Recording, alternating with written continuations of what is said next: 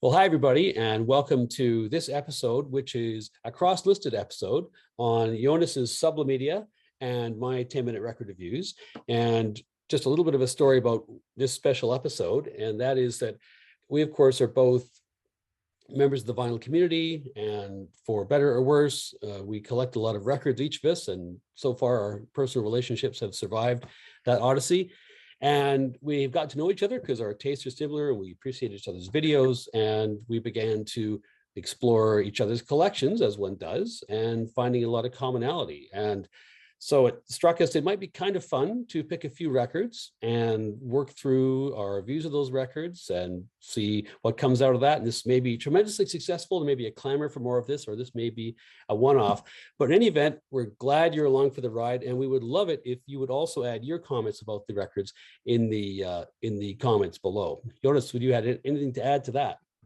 No, I'm from Sweden. I want to say that. So my English is not as good as Alan's, but I hope you endure either way. So yeah, this is the second time I think I'm doing a live thing. Otherwise, I just edit all my videos so that you don't have to live with all the air and ahs and stuff like that. So yeah, that's the only thing I want to add. Yeah, comes to the territory. And I'm from Canada, so my English is also compromised. But okay. hopefully everybody will be able to get past that. So we picked 10 records. We'll reveal them one after the other. As I said, one of us is going to talk about the record, and the other person is then going to either praise those comments or shoot them down in flames or something like that. But we should have some fun. So Jonas, you want to start with our first record? Yeah, the first record I'm going to show is this one. We took a look at our collections and saw that we had a huge bunch of common records, and this is one that we have both of us had in our collection. This is Nashville Skyline with Bob Dylan.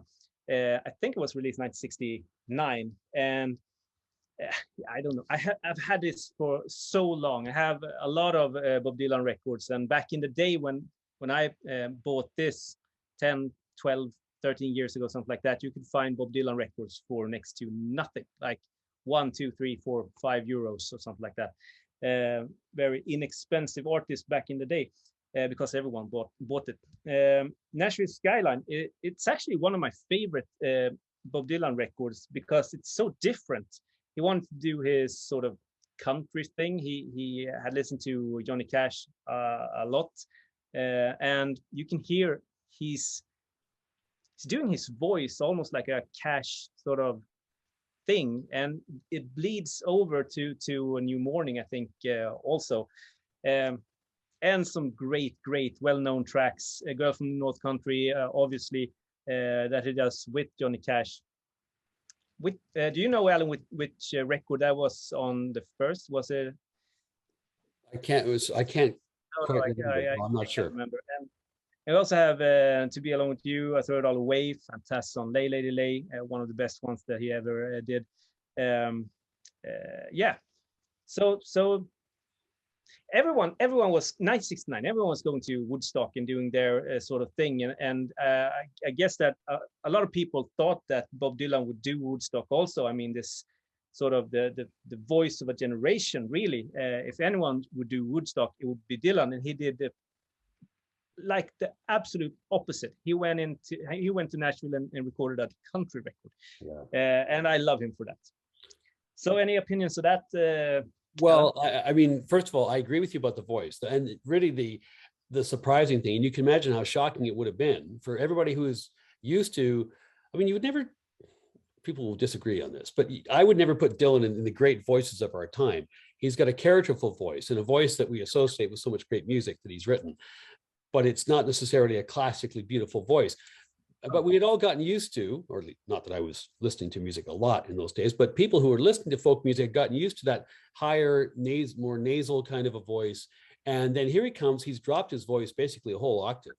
And that has got to be shocking. Was it as shocking as when he went electric in 65, 66? You know, I don't know, but it was certainly, once again, like you said about Woodstock, he's swimming upstream here.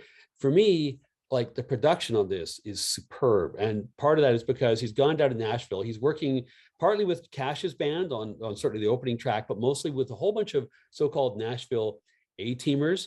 And by the way, if anyone's interested in that whole world, listen to Cocaine and Rhinestones, that podcast. Well, there's a whole session on the Nashville A-team, which is fantastic. Just to plug for that guy. But the sound of this record, I think, compared to some of the production of his earlier stuff too, particularly the mid 60s electric stuff, which I always think sounds a bit muddy, this sounds just beautiful to my ears.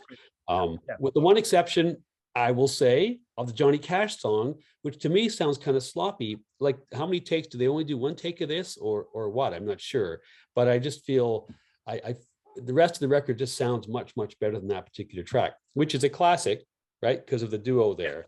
But maybe they could have done a few more takes. I sort of feel. Anyway, those are my thoughts. But yeah, amazing record, amazing record. Had a whole new era for him.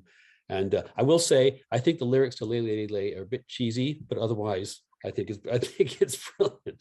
So he has some lyric lines in his sort of backpack, so it's okay for one to be yeah, exactly. He'd established his credibility as a lyricist. Let's just say he's got a Nobel Prize to prove it. Okay, our next record that we're going to talk about is this one, which is Fela Kuti playing live in the Abbey Road Studios in 1971. I think it's with Ginger Baker. Ginger Baker is in this group, but he's one of 7 different percussionists who are playing. So this is basically Fela Kuti's band playing live in Abbey Road Studios. They actually brought about 100 and some people into the studio to listen in, and apparently it was just, everyone was smoking up, and it's just a big cloud of smoke, and it was a whole vibe, and they had sort of colored lights and the whole deal. And Kuti had actually been there to or maybe Fela is how he's more properly referred to, was actually there with his band the day before making another record. And then they say, well, let's come back and do it live and let's get Ginger in. So Ginger shows up with this massive drum kit that's like as big as Fela's whole band, right? And then they get into it. I think this is amazing African funk. There's clearly it's a fusiony piece, right? Because it's you can hear Nigeria, right? But you and West Africa in general, but you can also hear, I don't even know if Fela's from Nigeria, but you can hear West Africa very clearly. But you can also hear James Brown. You can hear Stax Records. That whole sound is in there as well. Apparently, there's a documentary too about Ginger Baker and Fela Kuti traveling through Africa, discovering rhythms, which is kind of where I guess they did that before or after, but part of their relationship. Anyway, but I love this record. I think it's got an incredible groove. I think it sounds fantastic, and it's just I wouldn't necessarily pick out the individual tracks. It's just the overall vibe all the way through. It's just a fun record. I totally agree. It's this one, isn't it? That's the one. Fun that we have different covers. What's your what pressing do you? Oh, this is a French pressing. It sounds like a coffee. It's like US pressing. So you have the European and I have the US. That's pretty. Yeah. Pretty cool. Kind of funny.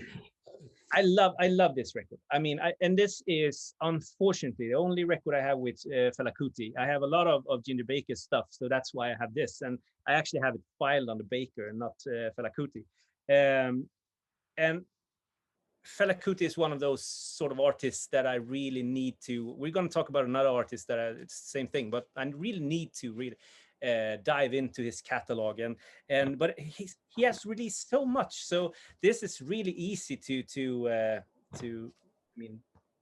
take a grip on compared to the other stuff. I don't know where to begin, so maybe you send me a guide or something like that. Yeah, it's he's I will say too that's for me the next big challenge is West African music, which I'm getting more and more into. But then you learn a little bit of something, and then you realize how little you know, right? And then it's a whole phase of for me anyway, listening and reading and listening and thinking and then eventually you find your way to the stuff you really like. Because I truly believe in any style of music, doesn't matter what it is. Well, I don't know, maybe not jungle for me, but in almost any style of music, there's something in there that I think is going to think is great. Maybe not everything, but a core of that. So, okay, do you want to talk about our next record then? We also saw that we had this in common. One of the I mean, the all-time greats, isn't it? The Black Sabbath's debut album on Vertical Records. This is a German first press with, and I mean, when this was released, I wasn't there when this was released, obviously. But when it was released, this had to be mind-blowingly good, or different at least. And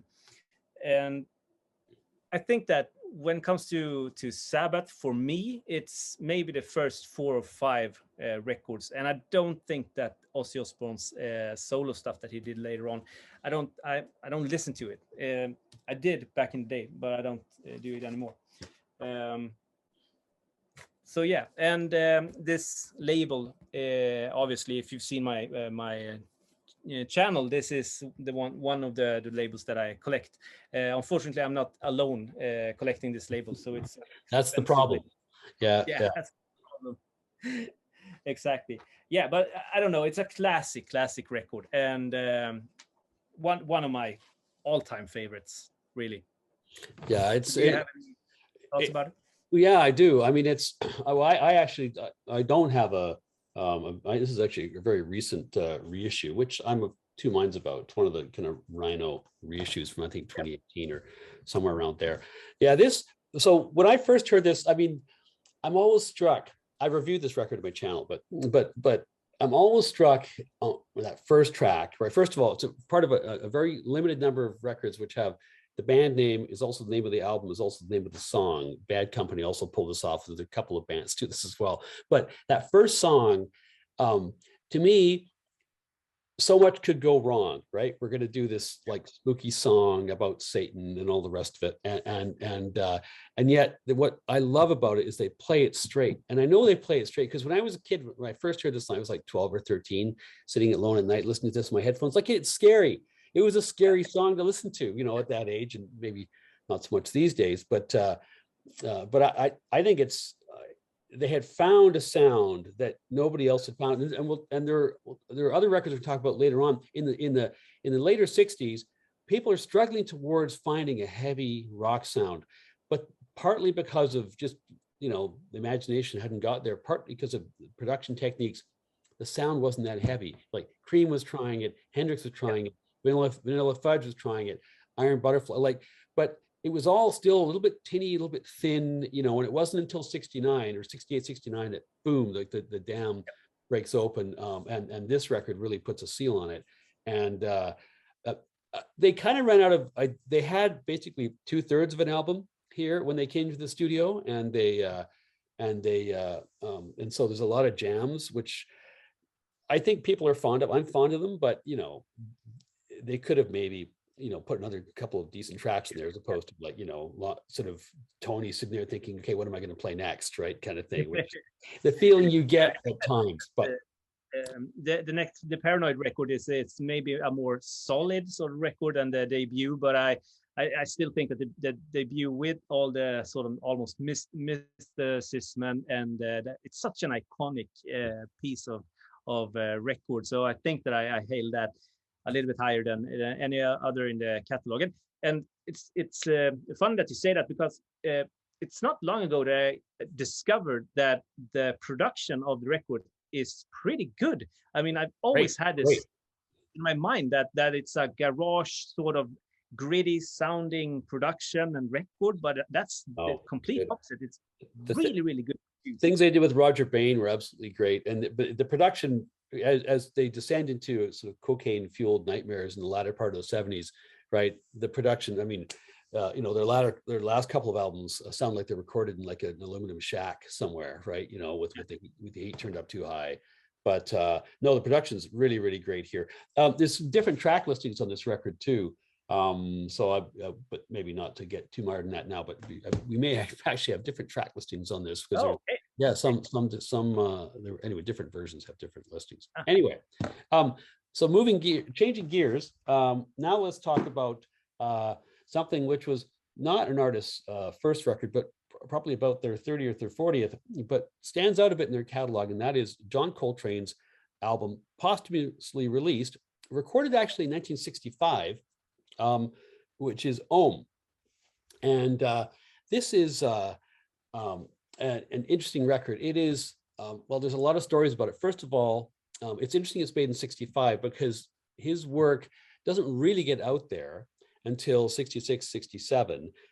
This is recorded not too long in terms of a number of months after Love Supreme. But it is also a point at which you can just hear the different things happening in the band, pulling it apart, because the original quartet, actually, amazingly enough, all still play on this, along with Fela and a few other people, right? And so it's transitional. And so you can hear at points, there's clearly Coltrane and Fela are just ripping and just doing the things that they were doing at the time. Then, there's Elvin trying to swing, right? And there's McCoy trying to add some musicality into it, particularly the latter part of side one. And Elvin would be gone in 2 or 3 months. And I think the thing he said was at a certain point, all I could hear was noise. And that's basically, I think what he can hear here. I love the chanting. Apparently they did acid. This was recorded in Seattle, and it was done just, there's that recording live in Seattle. It's either the day before or day after that. And apparently they dropped acid to make this. And I also gather Coltrane was kind of embarrassed and didn't want to release it, but I'm glad they did, because even though there's some weird stuff on here, it's fascinating because there's so many different threads, I think. Yeah, I was super glad that you picked this record, and I mean the gatefold, inside the gatefold you have the Love Supreme photo also. So it's drenched with I Love Supreme, in my opinion, and I understand why Coltrane didn't want to release it, because in his sort of what's the word for it? It's a selection of records. It wasn't a solid sort of record, but then again, for us now, long after he's gone, and being able to listen to this in chronological order through the discography, it's just fantastic, because you can, as you said, he's really like ripping off and taking off from the traditional quartet that he was playing with, going to another dimension, like really going towards something completely different. And after this, well, we know what happened.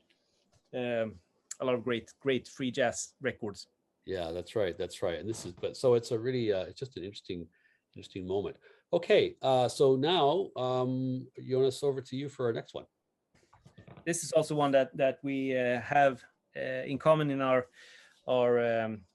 collection, In a Mountain Flame, with Mahavishnu Orchestra, their debut record from 1970? Something like 71? that. Around that time. 72. My class is from 72 at least. One of my favorite records of all time. I love this record. And one of my best friends, he, back in the day, because he's a little bit older than I am, back in the day when this was released, he bought it. It changed his life forever. And so I have a lot of like nostalgia to this also. But it's also one of my entry points into jazz, I think, starting somewhere here. So that's my take on it. I think that in my opinion, there's not a bad song on this, but there are super good songs, like Meeting of the Spirits, the first song on side one, and the Dance of Maya, also one of those sort of classic fusion tracks. And all of the players are playing their heart out. I mean, Billy Cobham is playing like crazy. And even if this is a fantastic record, I think that Birds of Fire is the one that they're really that's my favorite with Mahavishnu Orchestra. One word is they could play one word, that song, on my funeral if they wanted to. But that's high praise. Yeah. Well, so what's your take on? It's funny, all the songs, I picked out a number of songs that I think are the great songs on this record, and none of them were the songs that you talked about. They're actually actually different ones. The tracks that I love on here are Lotus, what's got a longer title, Lotus in the Irish Stream, Dawn, and Moonward. So a little, some of the mellower tracks, right? And first of all, I think where we could both agree is that the musicianship on this is incredible, right? I mean, this is I mean, in some respects, it's, you know, it's a lot of times people say, you know, jazz is musicians' music. This is one of those records that kind of is that. This is not for the popular market. This is for, you know, people who truly can appreciate technical playing. But the kinds of playing that we like sometimes differ. Like I love, so we, you know, we're talking about this before we actually went on the air here, but I like, when it comes to fusion kind of goes two ways. Part of it is towards kind of very classically trained and neoclassically or classically inspired, highly technical music, often guitarists like Pat Metheny and McLaughlin, people like that, kind of gone that way. Or there's also fusion, which moves more towards the R&B, soul, funk side of things, right? A lot of the stuff that comes out on Kuti, CTI, that sort of, you know, which is my preference. I find the former stuff, which is kind of my problem with some prog as well. And I know you're a huge prog fan, right? So I know this is a place where we diverge. I find a lot of the guitar stuff on here, I kind of put in the category of noodling. Like it's too manic. It's like Mozart, you know, too many notes, kind of, not that I dislike Mozart, but, you know, just the quote from the movie, too many notes. So there's places where it just gets a bit manic for me. I find, and I would just say that it doesn't swing, right? At times, despite the fact that Billy Cobham is incredible, but in other parts of this record, it totally swings, like Dawn, Noonward, like those are just beautiful, beautiful tracks. So I listen to this and I go, oh, I can't listen to this next track. I'm like, oh, this is incredible. Oh, I can't listen. Oh, this is incredible. And I'm sort of up and down all the way through. But I try to take my own opinion out just as a piece of music. It's clearly an incredible piece of music. What I'm just talking about is my own taste, really, I would say. Yeah, definitely. And you should, I mean, we should always start with our own taste when it comes to reviewing and talking about records.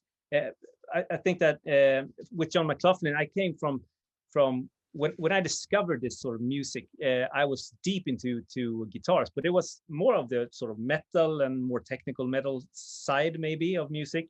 So when I heard this for the first time and realizing it was from 1972, I had never heard anyone play like this. And it's like you say, it's noodling. There's so many notes that one can fit in in a song. It's incredible. But I think that I was drawn into the sort of guitar style and guitar sound maybe. And when we venture out, I mean, Billy Cobham's first solo, I can't remember what it's called, but it sounds, I mean, all these players, Rick Ladd, John Hammond, and Jerry Goodman, they did their stuff, didn't they? Yeah. So it feels like the sort of the ground structure of this sort of fusion, and there were a lot of fusion coming, this sort of fusion coming after this, over the entire world, I think, not only in UK and in the US. Classic cover too. Love that cover. Yeah, definitely. Yeah, great one. Okay. Well, so now let's move on. And but that whole discussion makes me think we should at some point do another video just on Yngwie Malmsteen and Steve Vai. But we can do that. Could probably do an hour on Yngwie. Oh my God, exactly. So the next record, a bit of a different one. I have one which is well loved, and someone spilled some hot chocolate on it, which is Joni Mitchell's, or I hope it's hot chocolate. It could be worse. Joni Mitchell's Court and Spark. Now, again, we were chatting about this before, but putting this on, I'd forgotten how good this record was. And I've spent a lot of time in recent years listening to what is probably critically the favorite record, you know, in terms of the critics' consensus, which is Blue. And I've spent a lot of time listening to that and some of our other stuff too. And I had only really spun this once or twice. And then I went back and listened to it just as we were preparing, and it's amazingly good. I didn't realize actually it was her bestseller too, which is something I found out. What I think I love about this record is the depth of her voice.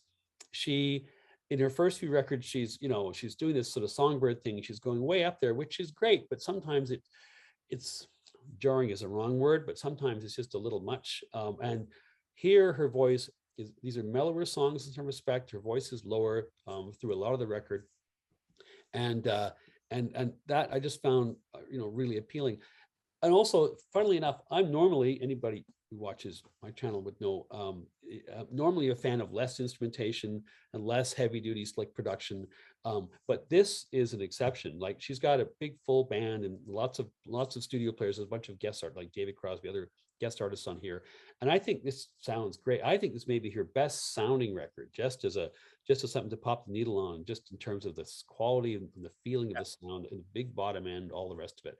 So yeah, love it. What do you think? Yeah, I agree with you. I listened to this today also just to refresh my memory, and it's a fantastic record. And it reminds me to really listen more to Joni than I have. I have maybe, I don't know, five records or something with her. But as you said, I always put on Blue when I'm in the mood for Joni. The only sort of criticism I have against her, but I don't think it's her. It's more to me is that if I listen to 1, 2 tracks, 3 tracks, not something like that, I think it gets a little bit repetitive. Like, okay, so her voice is fantastic, but it's just the same all the way through. Yeah, it's hard to listen to a couple of hours of her in a row. Yeah. Yeah, I think so in my opinion. But then again, could be that I haven't listened enough to her catalog. And I know she did a record called Mingus or something like that, which is a little bit more jazzier. But I can feel the tendencies on this sort of I get a little bit of a jazz vibe on this. I don't know if I'm picking up something that I. No, I totally agree. I mean, I think this is where, I mean, I haven't done a lot of reading about her, but just as I think of her records, this is the point at which she's kind of leaving the sort of the folk muse siren songstress thing a little bit aside and moving more. It makes me this record feels a lot more like Carole King, right? Than some of her other records, and it's got that. Some of the, even though Carole King's records, early ones, were not sort of heavily produced, there's a lushness to her sound, which I don't think applied to Joni's earlier stuff. But this sounds a lot more like Carole King. It gives me the same kind of same sort of soft. It's like soft rock, right? More than folk in some respects. But yeah, beautiful record. But yeah, I'm not personally.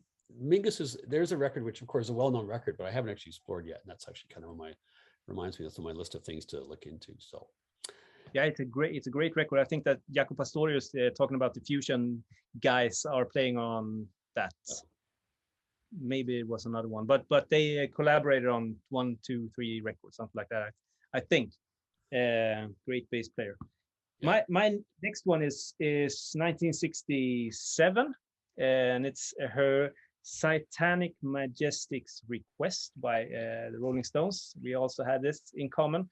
Along with the funky ass whatever that's called. I don't know what that's called. They used to come in cereal boxes. I don't know about in Sweden, but in Canada, when you were a kid, you get little things like that, little gimmicky toys. Yeah.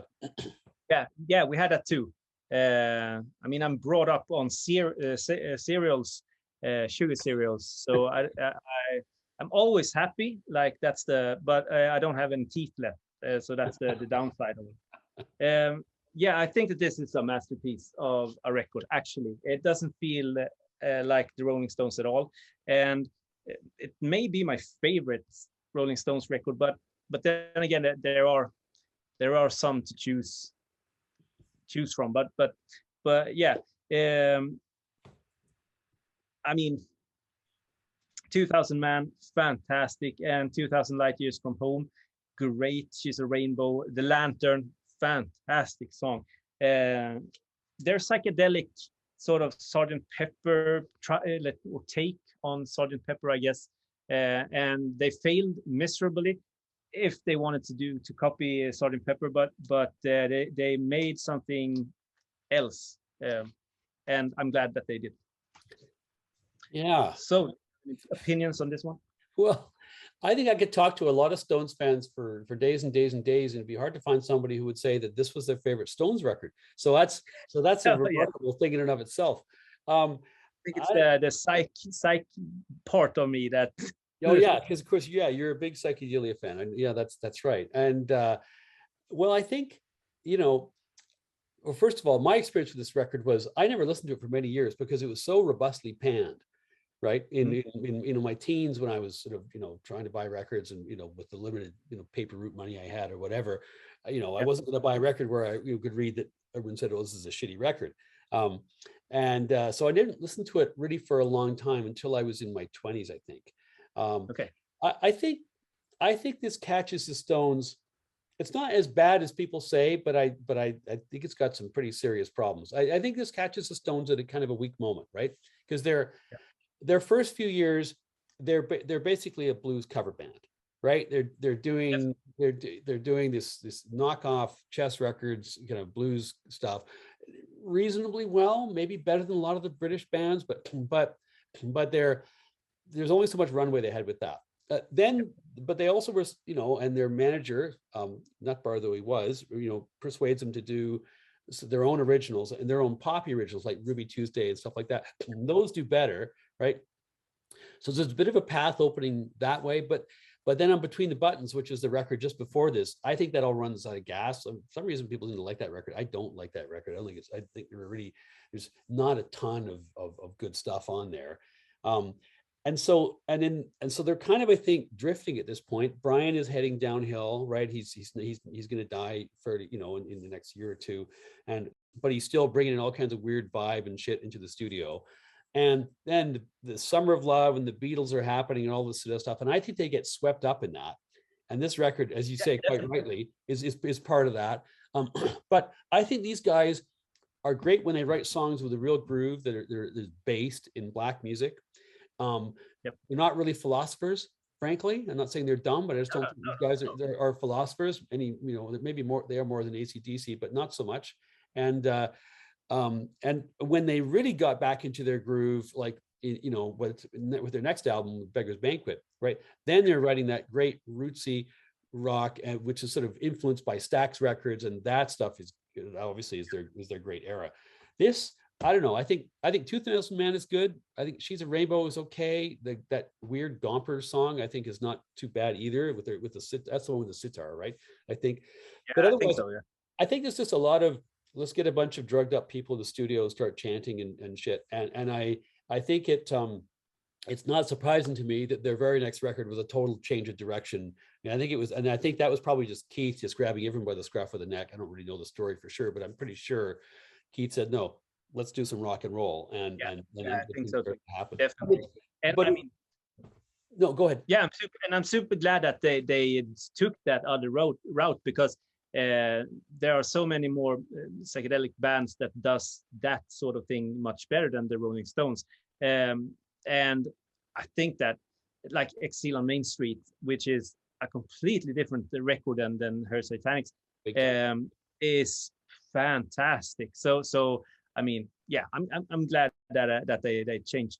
But I don't think you can really understand the Stones' sort of trajectory without listening to this record, right? It takes them to a certain point and they go, oh, back up, and then they go a whole other way, right? So yeah, and then it would be, I mean, obviously it would be interesting to see what would happen with the Stones if Brian Jones would still live and produce and keep on influencing the other members, maybe with, like the Beatles did with the Indian Raga and stuff like that. Maybe the other records wouldn't become at all, or maybe he was just like kicked out and did a solo project or something. I don't know.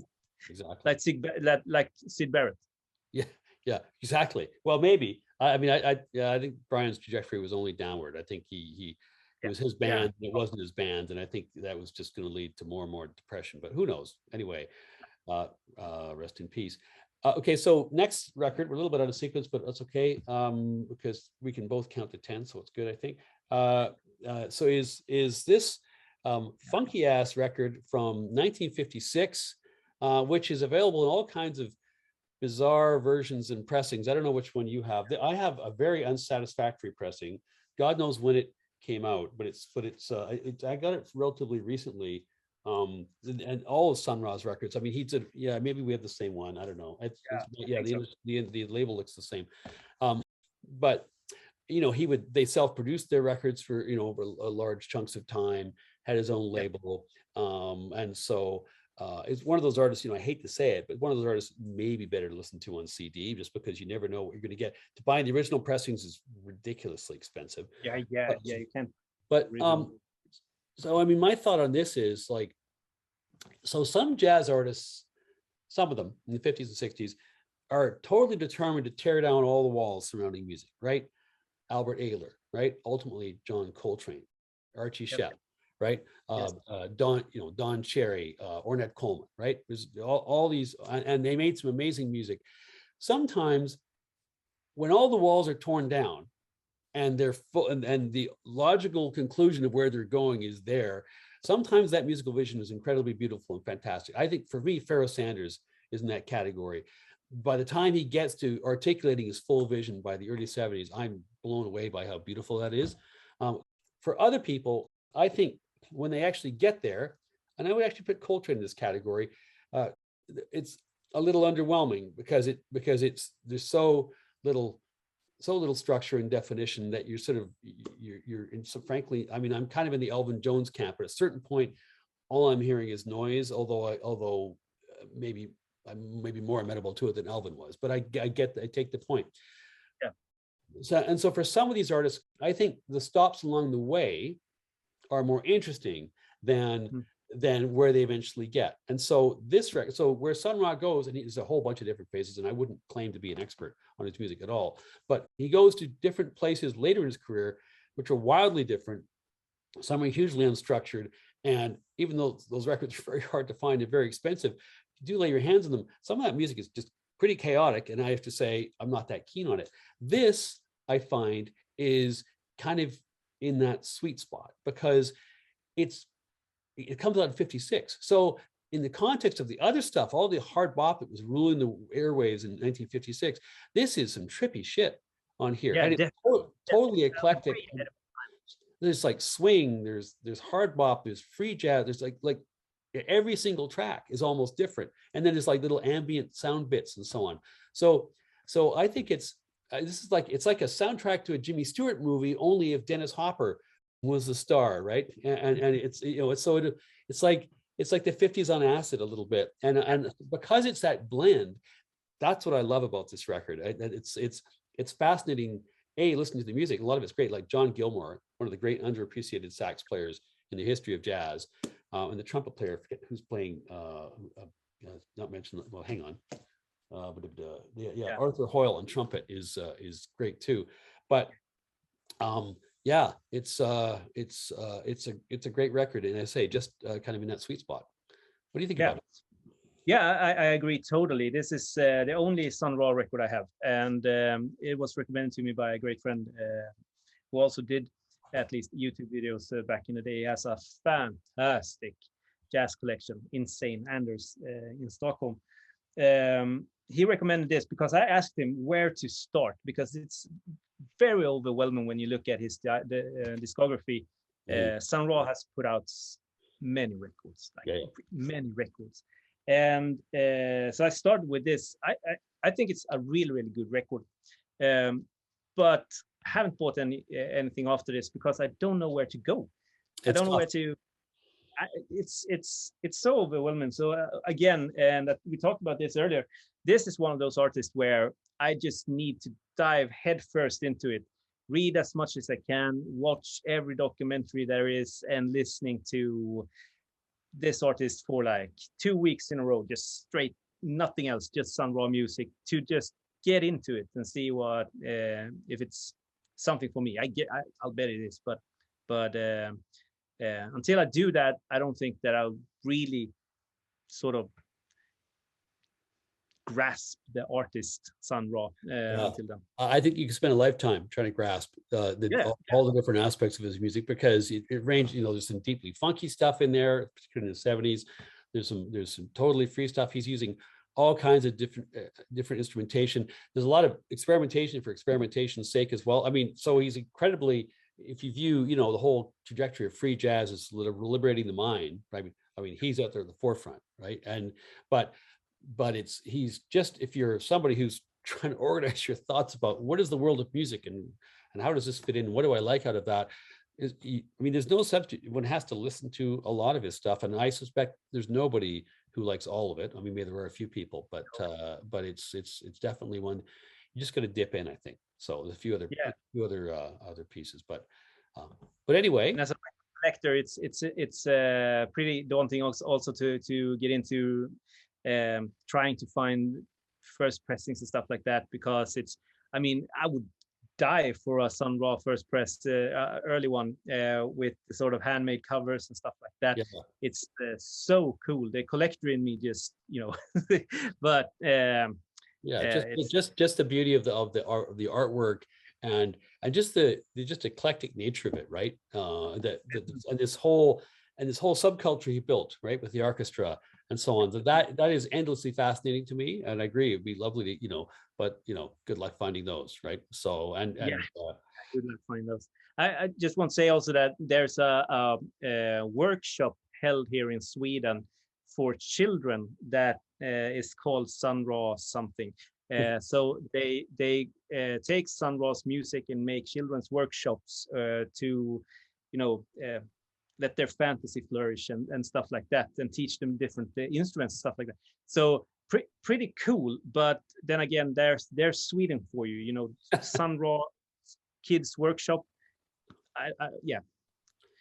Well, there you have it. We'll just leave it at that. I won't comment on Swedish society or culture, because that's outside the boundaries of this video. Okay, so now a couple more. So do you want to talk about Miles? Yeah, and this, it comes as no surprise, I guess, that we had this. Both of us have a Bitches Brew by Miles Davis, 1971, I think, or is it 70? Maybe you have better knowledge about that. But I actually found Miles Davis in my life after Mahavishnu Orchestra. So I knew that John McLaughlin was playing on this one, and I knew about the cover artwork of all the sort of magazines that did the sort of 500 best records ever. This was also always on that one. And I think that I thought that this was better than I do today. That's like my opinion on this one. I think that when you have listened to enough Miles and also other sort of fusion stuff, this doesn't hold up as good as some other music, in my opinion. Well, but with that being said, it's a fantastic, iconic record. So yeah, I think that's my take on this. Do you have any thoughts? I have the I'll show the box set. I got this the 4th anniversary. It has a DVD with the live concert from Copenhagen 1969, and CDs with a bunch of different outtakes and stuff like that. But vinyl wise, it's just the ordinary record. Mm-hmm. Well, I mean, this is a record that makes all kinds of top 10 lists, right? It's a record which people say, what should I listen to when I get into jazz? It's often also mentioned as, here's a great, marrying of the jazz tradition with sort of funky music, and Miles is once again, So I got to say, this is the record where I stopped buying what Miles is selling, right? I loved the early parts of his electric phase. I love it. I like In a Silent Way, I think, is one of the great records of all time. In fact, I think A Silent Way is no pun intended, miles better than this record. I think Bitches, and I also find it's funny that Miles gets so much credit for being, let's fuse, sort of R&B and soul rhythms, with jazz, because I don't find, first of all, this doesn't swing at all. To my ears. I also don't think it's particularly good fusion. I mean, they ran the tape for hours and hours. Teo Macero and Miles then chopped it up into chunks, and these so you get these songs, but they're just basically selections from a long jam.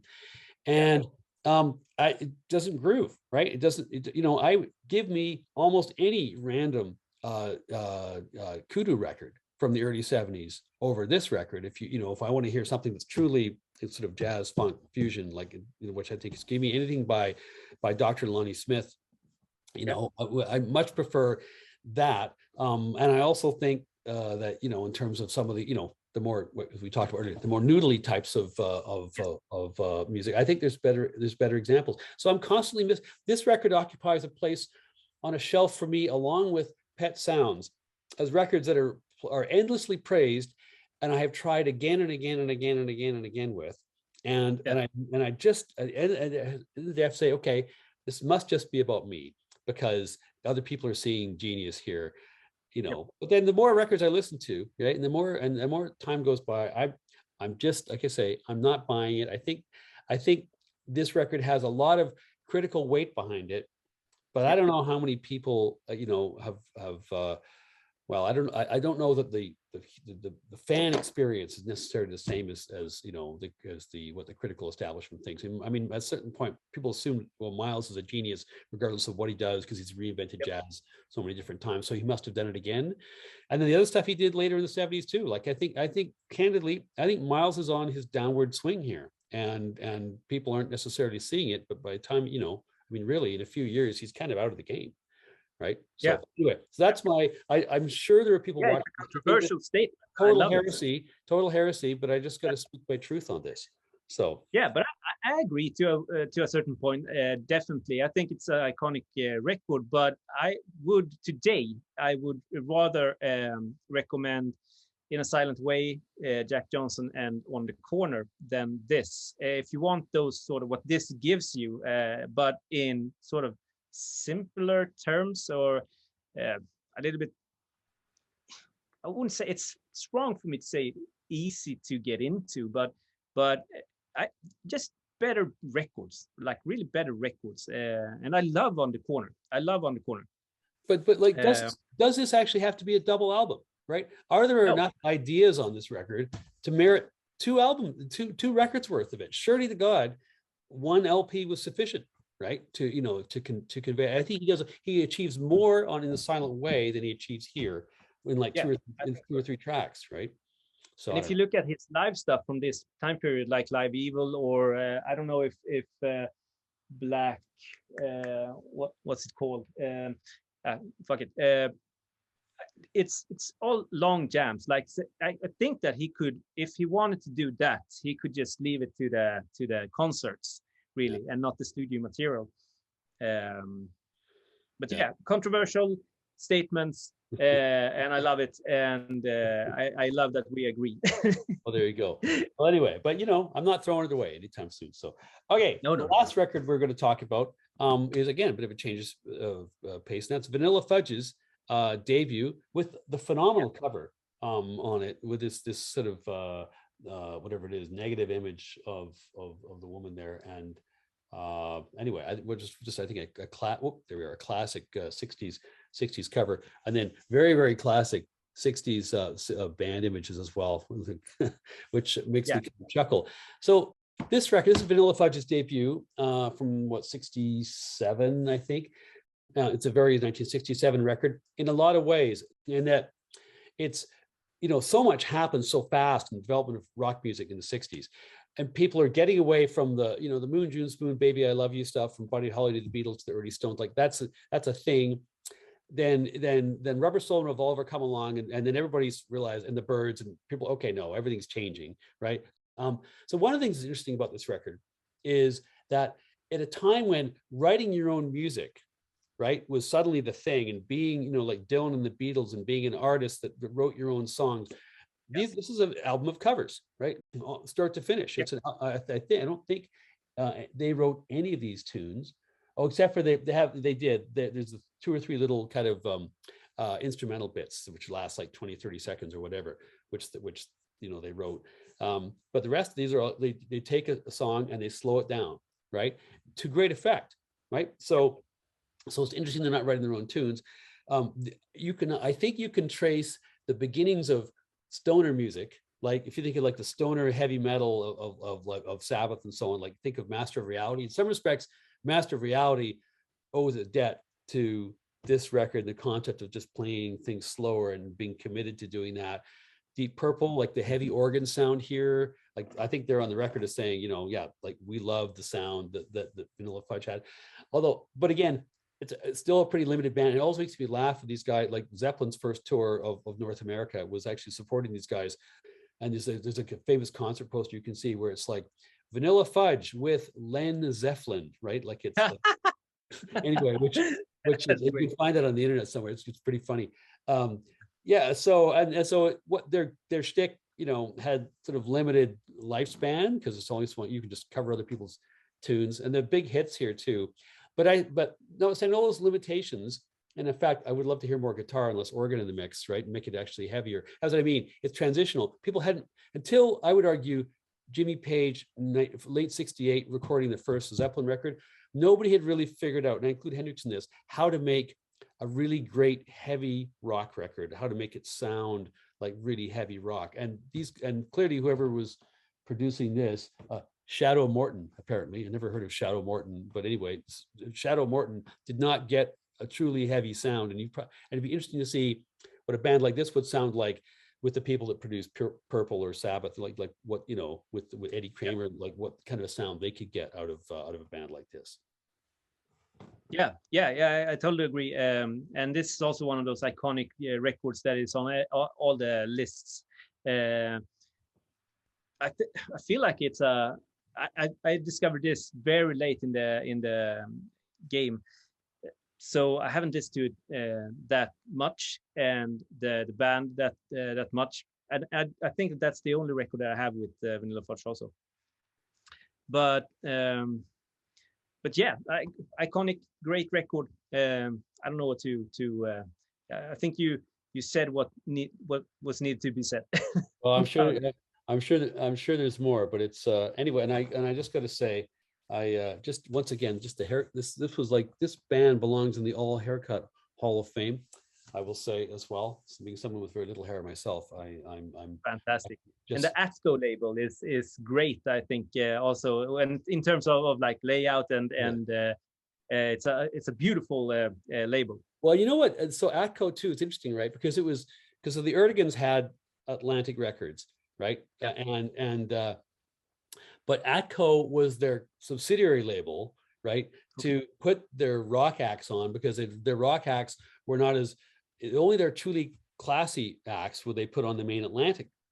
So Aretha got to be in Atlantic, but these guys, AC/DC and others, are on Atco. And in fact, sorry, more Zeppelin stuff here, but Jimmy Page insisted when they got signed to Atlantic that they had to be on Atlantic Records, not on Atco Records, which is where they would normally have been put. Yeah, so Atco, I always find Atco amusing just for, you know, for that. But a lot of great artists. A lot of great artists. They're from Springfield, isn't they on Atco? Yeah, they may well be. Yeah, exactly. But again, there was this kind of class divide between the jazz stuff, right, and the rock stuff that which anyway. I mean, again, that's the extent of my knowledge. I haven't read much more about it than that. But so there we are. There's our 10 records. Well, I don't know about you. I thought this was kind of fun. Yeah, really fun. Really fun. So yeah, great. And it's a fun way of interacting also and coming together with this sort of record. I mean, I can't talk for you, but I mean, I have my sort of frame of how I do videos, and this felt a lot freer in one way. Yeah. Well, it's important. Yeah, it's important to get out of our little our cubby holes now and then and figure out doing different things. Anyway, obviously, for those of us who stayed with us so far in this video, we'd love to hear what you think about these records, as we mentioned. And please do, if you haven't subscribed to Jonas, it's Sublimedia, and the link is in the description below. And I'm, of course, Alan from 10-Minute Record Reviews. And yeah, we'll do this again soon. Thanks very much for taking the time, Jonas. Thank you. Take care.